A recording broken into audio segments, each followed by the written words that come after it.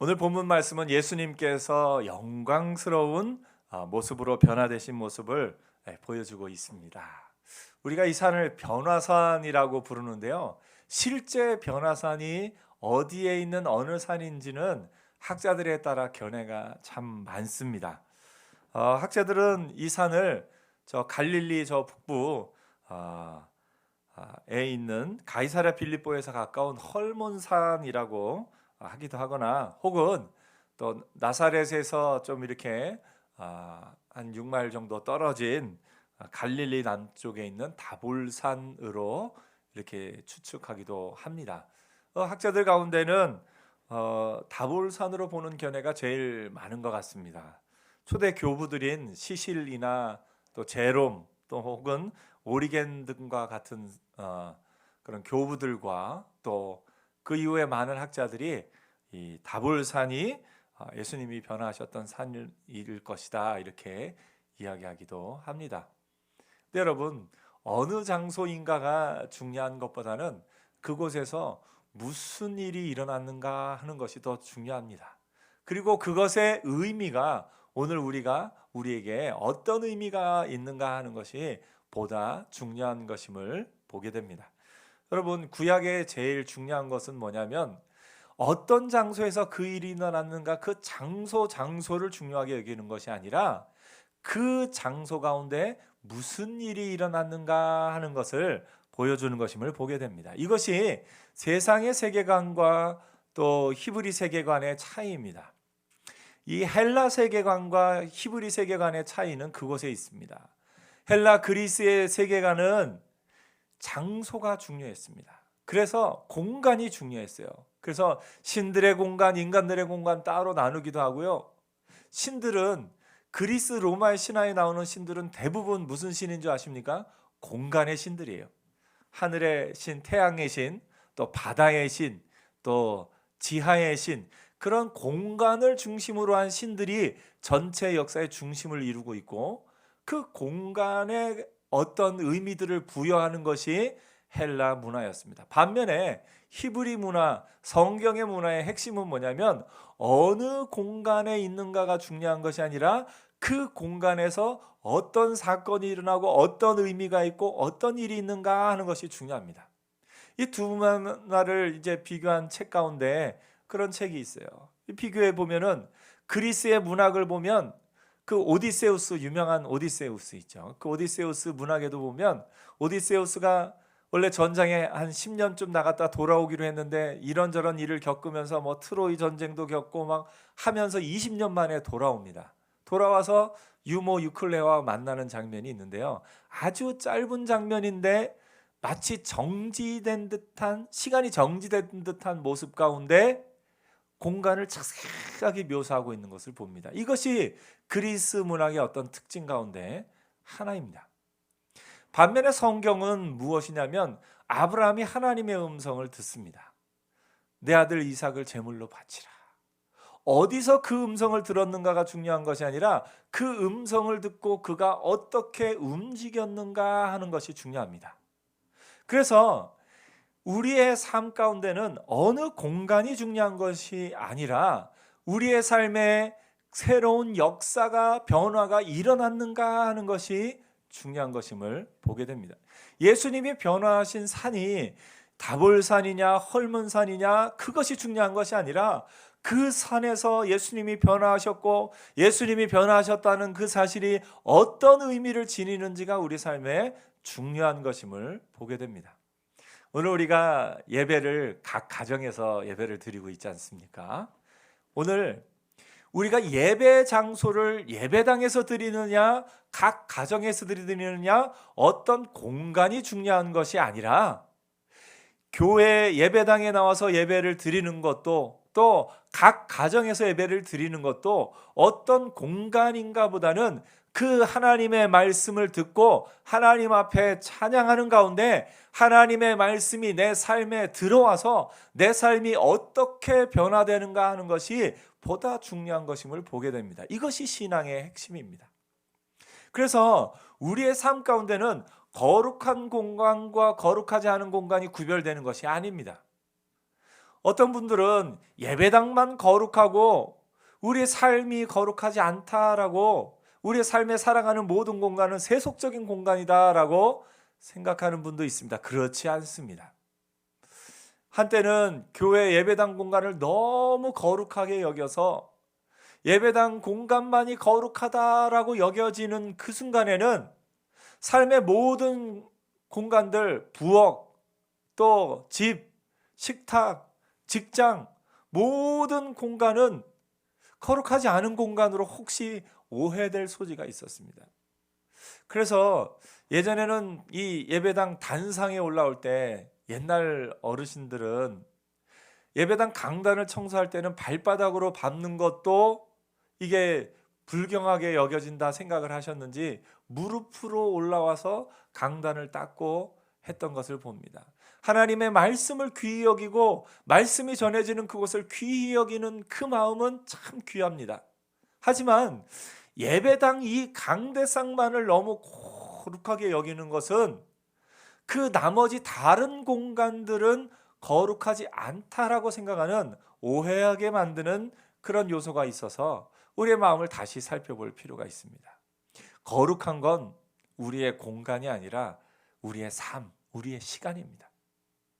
그래서 여러분, 예배당 안에서만 거룩한 것이 아니라 삶의 모든 곳에서 하나님 앞에서 거룩함을 이루어가는 은혜가 있기를 축복합니다. 거룩함은 뭐냐면요, 말씀을 듣고 내가 내 삶에 변화가 생기고 말씀을 듣고 내가 그 말씀을 받아들이는 그곳이 거룩합니다.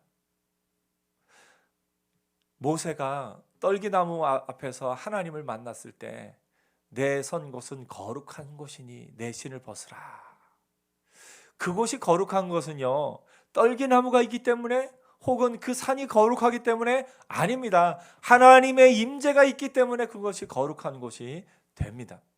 오늘 우리의 삶도 예배당도 거룩하지만 여러분의 각자의 삶도, 삶의 공간, 가정, 방, 식탁, 소파, 직장, 어느 곳이건 여러분이 하나님의 앞에서, 말씀 앞에 선 그 공간이 거룩한 공간이 될 겁니다. 그래서 여러분, 가정에서 예배드릴 때도 하나님의 말씀을 듣고 변화하는 여러분의 마음, 여러분의 삶, 그것이 거룩입니다. 그래서 하나님의 말씀을 듣고 하나님의 말씀에 따라 삶이 변화되는 은혜가 있기를 축복합니다.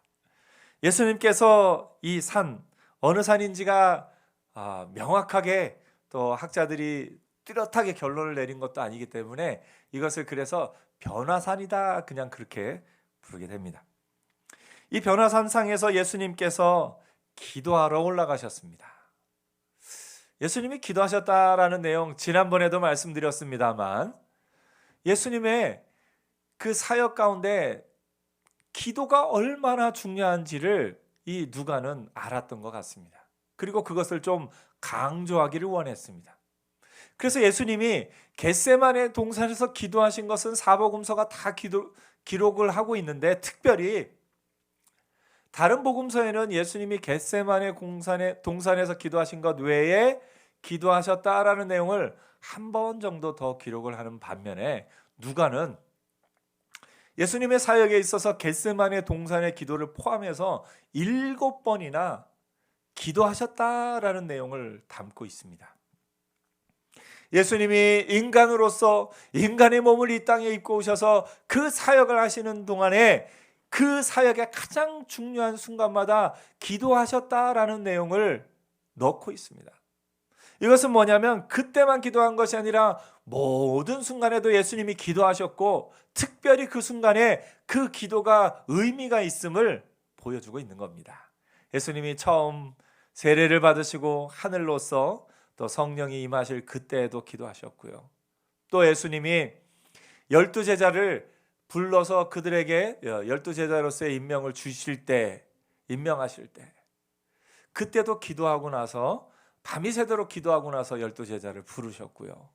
또 오늘 본문에 예수님이 변화산 산상에 올라가실 때 예수님이 메시아이심을 제자들에게 분명히 드러내시는 오늘 사건 가운데도 예수님이 기도하러 산에 올라가셨다라는 내용이 들어가 있는 것을 봅니다.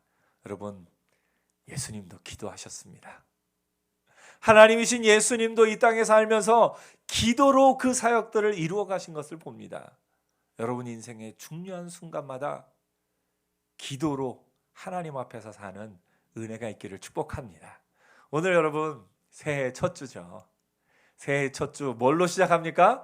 기도로 시작합니다. 기도로 하나님, 올 한 해 하나님 우리 교회 열어주시는 해라 이름하여 주셨는데 저의 앞길을 열어주시고 우리 자녀들의 앞길을 열어주시고 사랑하는 남편의, 사랑하는 아내의, 우리 가족들의 앞길을 하나님이 열어주옵소서. 이 부분도 열어주시고 저 부분도 열어주시고 기도로서 하나님 앞에 아뢰는 복된 첫 주 되시기를 축복합니다. 예수님도 기도하셨습니다. 우리도 기도로서 우리의 삶을 열어가는 은혜가 있기를 축복합니다. 예수님이 베드로와 요한과 야고보를 데리고 기도하시러 산에 올라가셨을 때, 기도하실 때 용모가 변화되고 그 옷이 휘어져 광채가 나더라. 마가와 마태도 이것을 기록합니다. 마태는 그들 앞에서 변형되사 그 얼굴이 해같이 빛나며, 해같이 빛난다는 건 어떤 의미입니까? 여러분, 해를 똑바로 쳐다볼 수 있어요? 못 봅니다. 그 빛이 너무 강해서 우리가 똑바로 쳐다볼 수가 없습니다. 해같이 빛났다는 건 그런 의미가 있습니다. 옷도 빛과 같이 휘어졌더라. 그냥 하얀색이 정도가 아니라 빛이 비춰서 우리의 눈으로 볼 수 없을 만큼 그렇게 되었다라는 의미가 담겨져 있습니다. 마가도 이야기합니다. 그 옷이 광채가 나며 세상에서 빨래하는 자가 그렇게 희게 할 수 없을 만큼 매우 희어졌더라. 마가는 흰색 깨끗함에 대해서 조금 더 이야기를 하고 있습니다. 예수님 당시에 이스라엘 사람들이, 이 제자들이 예수님에게서 그런 광채가 나는 것을 보았을 때, 혹은 다른 제자들이 나중에 그 이야기를 들었을 때 뭐가 제일 먼저 생각날까요? 여러분, 이렇게 하얗게 빛과 같이 광채가 나는 이런 이야기를 들으면 누가 생각나나요? 성경을 잘 아는 분들은 생각할 수도 있겠는데요. 예. 모세가 생각납니다. 아, 똑똑하시네요. 네. 당시 이스라엘 사람들은 이 이야기를 듣고 이것을 생각할 때마다 뭐 생각이 나냐면 모세가 생각났을 겁니다. 왜냐하면 모세가 십계명을 그 두 돌판을 받아들고 나왔을 때 그 모세의 얼굴에 광채가 났다, 이렇게 성경이 기록하고 있습니다. 모세가 그 증거의 두 판을 모세의 손에 들고 시내산에서 내려오니 그 산에서 내려올 때 모세는 자기가 여호와와 말았으므로 말미암아 얼굴 피부에 광채가 나나 깨닫지 못하였더라. 아론과 온 이스라엘 자손이 모세를 볼 때 모세의 얼굴 피부에 광채가 남을 보고 그에게 가까이 하기를 두려워하니, 그 모세의 얼굴에 광채가 났을 때 그것을 보고 가까이 하기 두려워할 만큼, 이것은 인간의 그 어떤 한계를 넘어선 영적인 어떤 그런 부분이 느껴졌기 때문에 그들은 두려워할 수밖에 없었고 모세를 똑바로 쳐다볼 수 없었습니다. 여기서 한 가지, 나중에도 혹시 얘기하겠지만 모세가 두 돌판을 들고 왔어요. 여러분, 10계명이 계명이 몇 개죠? 10개죠. 두 돌판이면 어떻게 쓰여져 있을까요? 그냥 보통 생각에는 한쪽에 1계명부터 5계명, 한쪽에 6계명부터 10계명 이렇게 써 있을 거다 생각할 수 있는데요. 또 어떤 분들은 성경을 조금 더 10계명을 아는 분들은 그랬을 수 있습니다. 1계명부터 4계명까지는 하나님과 우리의 관계에 대해서, 우리가 하나님 앞에서 해야 될 부분에 대해서 한 계명이고, 5계명부터 10계명까지 6개의 계명은 사람과 사람 사이의 관계에 대한 계명이기 때문에 아마 이쪽에서는 1부터 4, 이쪽에서는 5부터 10 이렇게 새겨져 있을 것이다, 그렇게 생각할 수도 있습니다. 또 한편으로는 그때 고대 근동 아시아에 그 관습을 보면요, 나라와 나라 사이에 계약을 맺을 때 돌판에다가 글을 써서 계약을 맺습니다. 종주국과 봉신국이 계약을 맺을 때 너는 우리나라만을, 나의 나라만을 섬길 것이고, 우리가 전쟁에 나갈 때 같이 나올 것이고, 우리가 적군으로부터 공격을 받으면 와서 같이 도와줄 것이고, 이런 내용들이 계약에 써 있는데, 그때 계약을 할 때 돌판을 몇 개 만드냐면 2개 만듭니다. 2개 똑같은 내용을 2장을 써서 기록을 하고, 하나는 종주국이, 하나는 봉신국이, 신하국가와 주권국가가 2개씩 이렇게 2개를 만들어서 하나씩 나누어 가진 것이 그 당시에 문화였던 것을 봅니다. 아마 그 관점으로 보면 10계명의 2돌판 하면 다들 무엇을 생각할 수 있냐면 10가지의 계명이 2돌판에 동일하게 기록된 것으로 이렇게 볼 수 있습니다. 정답은 모릅니다. 아무도 이 10계명의 2돌판을 직접 본 사람은 없기 때문에 정답은 모르지만, 당시의 문화와 그런 어떤 것을 보았을 때는 똑같은 내용이 2개 기록된 것으로 볼 수 있습니다.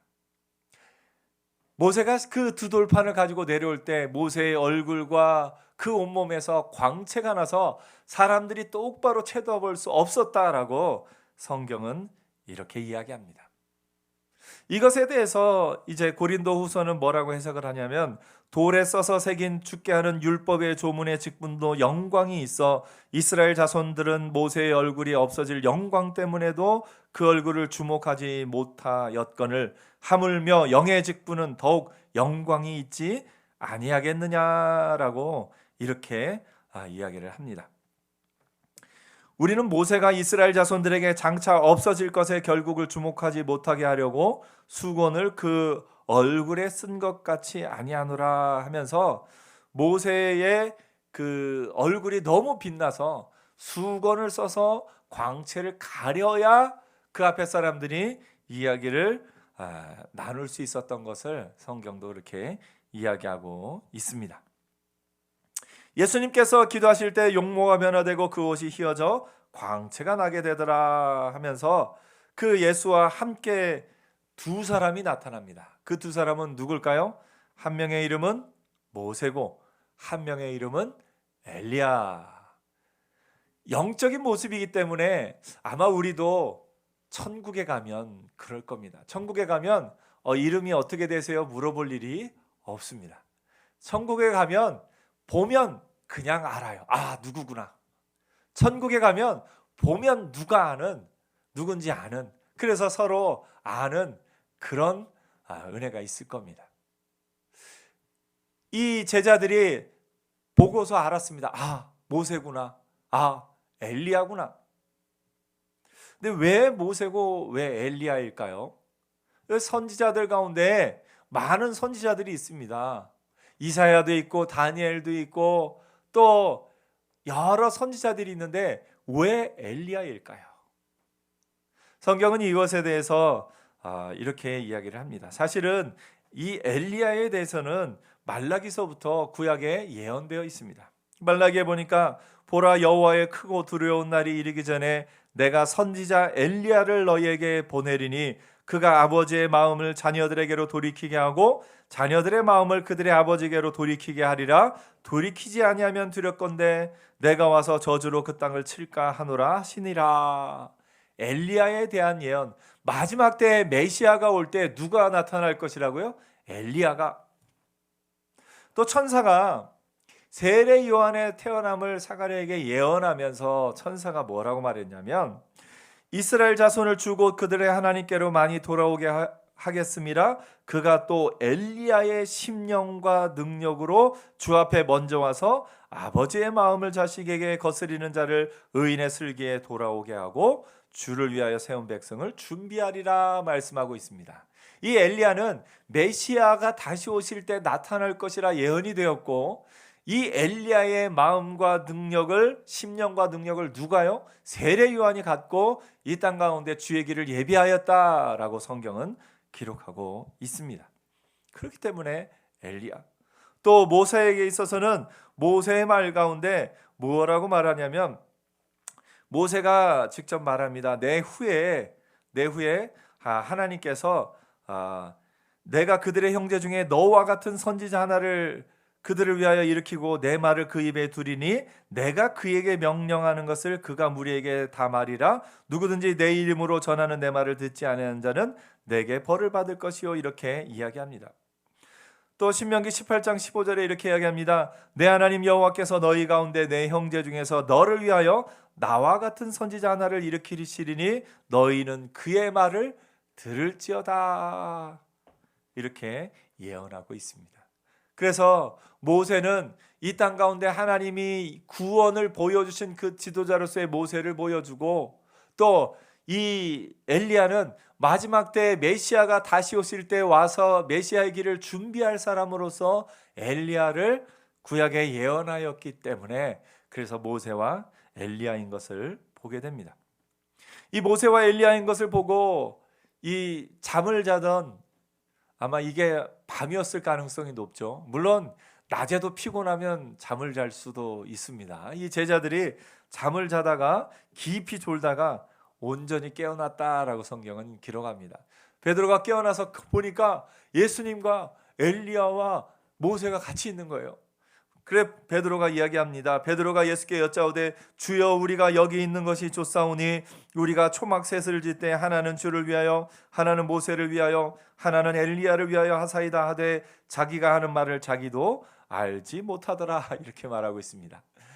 베드로가 초막 셋을 짓자고 얘기했어요. 근데 여러분, 이게 정말 베드로가 조금 전에, 이 일주일쯤 전에 주는 그리스도시요 살아계신 하나님의 아들이시다라고 고백했던 베드로가 지금 큰 실수를 한 겁니다. 잘못을 한 겁니다. 뭐가 잘못된 건지 혹시 아시겠어요? 초막 셋을 짓자고 한 것이 뭐가 잘못된 건지 혹시 아시겠어요? 베드로가 예수 그리스도가 정말 하나님의 아들 메시아이심을 알았더라면 이 모세와 엘리야와 주를 위하여서 똑같이 하나씩 짓자고 하면 안 되는 거였습니다. 왜냐하면 모세와 엘리야는 지금은 누구를 영광스럽게 하기 위해 나타난 겁니까? 자신들의 모세의 영광, 엘리야의 영광을 나타내기 위해 나타난 것이 아닙니다. 모세의 영광, 엘리야의 영광을 드러내기 위해 온 것이 아니라 예수 그리스도가 메시아이심을, 예수 그리스도가 하나님의 아들이심을 드러내기 위해 온 겁니다. 그러니까 베드로가 예수님이 정말 하나님의 아들이심을 온전하게 마음을 받아들였으면 초막 2개를 지어야죠. 하나는 모세를 위하여, 하나는 엘리야를 위하여. 그래서 모세와 엘리야가 예수님을 영광스럽게 하기 위해 나타난 그것을 기념해야죠. 혹은 초막을 하나만 지어야죠. 예수님만을 위해서. 예수님만을 위해서. 그러니까 이 베드로의 마음에 그가 자기가 하는 말을 자기도 알지 못했는데 뭘 몰랐냐면 모세와 엘리야와 예수님을 어떻게 보면 같이 이렇게 생각을 한 겁니다. 베드로가 이때만 해도 깨닫지 못했습니다. 나중에 부활하신 예수님을 증거하던 베드로가 이때 일을 생각하면서 뭐라고 말했을 것 같습니까? 그때 내가 모세와 엘리야가 예수님을 영광스럽게 하기 위해 나타난 것을 내가 알았더라면 아마 그런 생각을 했을지도 모릅니다. 여러분, 모세와 엘리야는요, 모세와 엘리야를 드러내기 위한 것이 아니라 모세와 엘리야는 다 누구를 드러내기 위한 겁니까? 예수님을 드러내기 위함이었습니다. 예수님이 영광스러우신 것을 드러내기 위해 그들이 이 자리에, 이 변화산 이 자리에 나타난 거였습니다. 오늘 우리가 우리 삶에도 모세와 엘리야를 주목한 것처럼 그렇게 주목할 때가 있습니다. 우리가 하는 모든 일 가운데, 우리 교회 가운데, 또 우리 삶 가운데 예수를 드러내야 할 일임에도 불구하고 그 일 자체가 대단해서 이야 모세와 같다, 이야 엘리야와 같다 하면서 그 일 자체를 우리가 중요하게 생각할 때가 있습니다. 여러분, 모세도 엘리야도 다 누구를 위해서요? 예수님을 위해서. 그래서 정답은 예수 그리스도입니다. 여러분, 제가 뭘 물어보든 다 예수 그리스도로 답해 보세요. 여러분, 여러분을 구원하실 분이 누구십니까? 예수 그리스도. 여러분의 앞으로 인생의 주인이 되시는 분 누구십니까? 예수 그리스도. 여러분의 삶에 열심히 살아야 될 그 의미가 누구에게 있습니까? 예수 그리스도. 우리 삶의 모든 것에 대한 질문들에 대해서 답은 한 가지입니다. 예수 그리스도. 모세도 예수 그리스도를 위하여, 엘리야도 예수 그리스도를 위하여. 베드로가 이때 깨닫지 못했던 그것을 나중에는 깨닫고 예수 그리스도만을 위해서 살았던 베드로의 모습을 봅니다. 오늘 여러분, 우리의 삶에 혹시 모세처럼, 엘리야처럼 예수님이 아닌 것을 내가 중요하게 여기는 것이 혹시 있다면 버리는 은혜 있기를 축복합니다. 모세도 기념하고 엘리야도 기념하고, 아니요, 누구만 기념해야 됩니까? 예수님만 기념해야 됩니다. 예수님만 기억해야 됩니다. 예수 그리스도의 이름만이 드러나야 합니다. 여러분, 내가 드러나는 것이 아니라 나를 통해서 예수 그리스도가 드러나야 됩니다. 내가 남들 앞에 더 멋있어 보이고 내가 남들 앞에 존경을 받는 것이 중요합니까? 그렇지 않습니다. 내가 존경받을 만한 일을 하는 유일한 이유는 나를 통해 예수 그리스도가 드러나기 위함입니다. 교회가 사랑을 베풀고 교회가 섬깁니다. 아까도 광고 시간에 잠깐 나누었습니다만, 어려운 이웃을 성탄절 절기구제헌금으로 어려운 이웃을 도왔습니다. 우리 전사님이 그 가정을, 또 그 아이들을 방문해서 대화를 나누면서 그 아이들이 할아버지와 함께 살고 있습니다. 그 아버지 어머니가 이혼하고 어머니는 재혼을 하셨고 아버지와 함께 사는데, 아버지는 저 지방에 가서 일을 하시기 때문에 아이들과 함께 할 수 없어서 할아버지 할머니하고 함께 살았습니다. 그러다가 할아버지와 할머니가 다툼이 나서 할머니가 고모집으로 가고 이제 할아버지와 함께 살아야 하는 아이들입니다. 전사님이 이야기를 들어봤더니 정부에서 준 그 쌀과 김치 외에는 먹을 것이 없다는 이야기를 듣고 그 아이들이 굶고 있었다고 합니다. 그러니까 없어서 굶는 건 아닌데 그 아이들이 스스로 만들어 먹고 할 그런 아직 아이들이 아니기 때문에 참 그냥 이렇게 챙겨 먹지 못하고 그런 모습들을 봅니다. 그래서 교회가 그 아이들에게 먹을 것, 당장 쉽게 만들어 조리해서 먹을 수 있는 그런 식재료도 좀 사주고, 또 그 아이들에게 옷도 신발도 사주고 맛있는 고기를 또 먹였습니다. 이것이, 이 일 자체가, 교회가 이런 일을 하는 것이 교회의 영광을 위합니까? 그렇지 않습니다.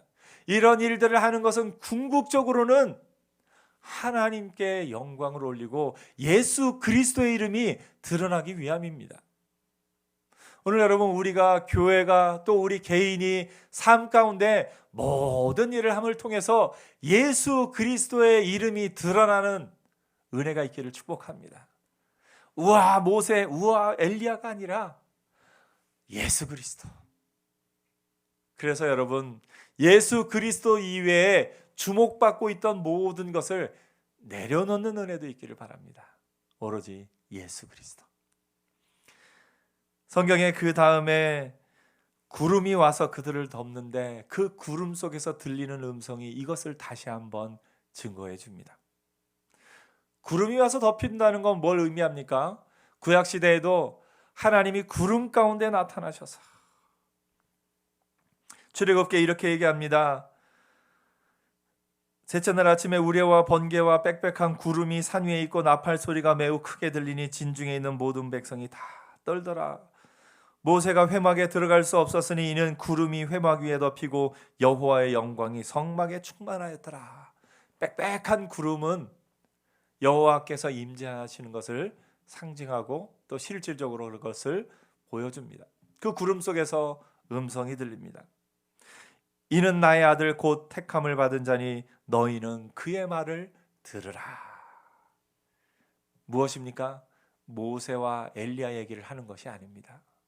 모세와 엘리야가 아니라 예수 그리스도, 이는 나의 아들이니 나의 택함을 받은 자니, 또 마태복음 마가복음에는 나의 사랑하는 아들이다 라고 표현되고 있습니다. 예수 그리스도가 주인공이심을 그 소리가 증거합니다. 그러면서 이야기합니다. 너희는 그의 말을 들으라. 너희는 그의 말을 들으라. 어떤 목사님이 그 얘기 하시더라고요. 빨간 글씨대로만 살면 됩니다. 빨간 글씨가 무엇입니까? 우리가 성경을 이렇게 보다 보면 어떤 성경은 예수님이 하신 말씀만, 다른 글씨는 다 검은색인데 예수님이 하신 말씀 부분만 빨간 글씨로 이렇게 기록한 성경이 있어요. 우리가 그 빨간 글씨대로만, 예수님이 말씀하신 것대로만 살면 됩니다 말씀하고 있는 겁니다. 예수님이 사랑하라 말씀하시면 사랑하면 되고요. 예수님이 용서하라 말씀하시면 용서하면 되고요. 예수님이 가서 너희가 먹을 것을 주라 말씀하시면 가서 먹을 것을 주면 됩니다. 가서 너희도 이와 같이 하라, 그와 같이 하면 됩니다. 오늘 너희는 그의 말을 들으라. 올 한 해 예수님의 음성을 듣고 그 말에 순종하며 사는 은혜가 있기를 축복합니다. 예수님의 음성을 듣는 거는요, 이 땅에 결국은 우리를 위함입니다. 여러분, 우리가 영원한 천국에 가는 거는요, 예수 믿음으로 갑니다. 우리가 뭘 한다고 해서 천국 가는 거 아니고요, 예수 그리스도의 그 이름을 믿으면 이미 천국을 소유한 자가 되었습니다. 여러분 예수 믿으시죠? 여러분은 이미 천국을 소유한 자가 되었습니다. 그런데요, 이 땅 가운데 우리가 살면서 예수님이 우리에게 말씀을 주신 이유가 뭐냐면, 예수 믿는 우리가, 영원한 저 천국을 소유한 우리가 이 땅에서 천국을 누리며 살기 위해서는 하나님의 말씀에 순종해야 하는 것이 필요합니다. 예수님이 말씀하셨습니다. 내가 이것을 너희에게 이름은 내 기쁨이 너희 안에 있어 너희로 내 기쁨이 충만하게 하려 함이라 말씀하고 있습니다. 우리가 이 땅 가운데 기뻐하면서 천국을 누리며 사는 것, 하나님 말씀에 순종하며 살아갈 때 그 천국을 당겨서 이 땅 가운데서도 천국을 누리며 살아갈 수 있는 줄 믿습니다. 여러분, 너희는 그의 말을 들으라. 예수님의 그 음성에 귀를 기울이고 사는 한 해 되시기를 축복합니다. 예수님의 말을 듣고 사는, 그래서 하나님이 열어주시는 복된 한 해가 될 겁니다. 기도하겠습니다.